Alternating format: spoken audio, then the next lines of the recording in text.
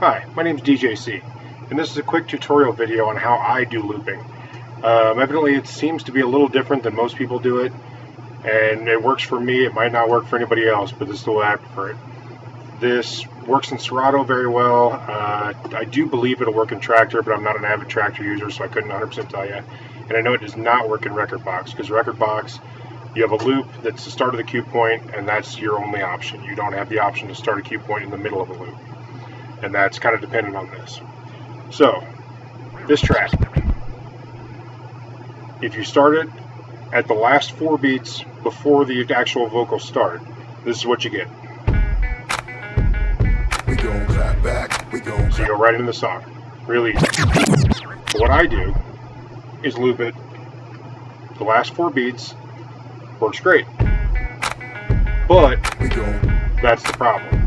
You end up with that little bit of vocal that's on beat 3 of 4. You end up with that little bit, and a lot of times that'll be a drop or a sound effect, or there's something that screws up that 4-beat loop. What you can do, drop down to a 1-beat loop, and then I use loop shift. You can do it manually too, just as easy. The loop shift back 1 beat, and then expand that to a 4. Now when you start from your cue point, you have a loop with no vocal in it, so it sounds super clean.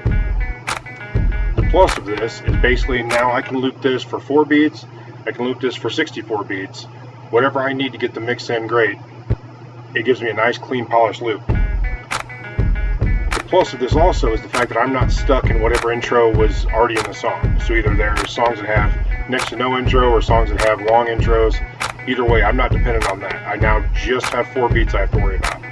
So if I want to drop in later in an intro, or later during the chorus of another song when I'm trying to mix out, or just basically do like a hip-hop track that has next to no chorus to it that's a real short guy, cool, no problem. You can mix out of it with this.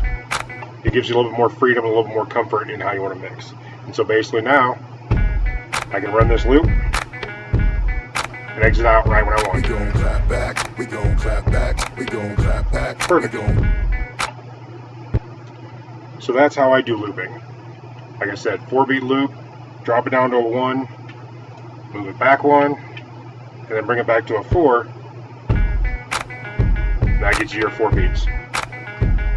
We gon' clap back, we gon' clap back, And that's how I do looping.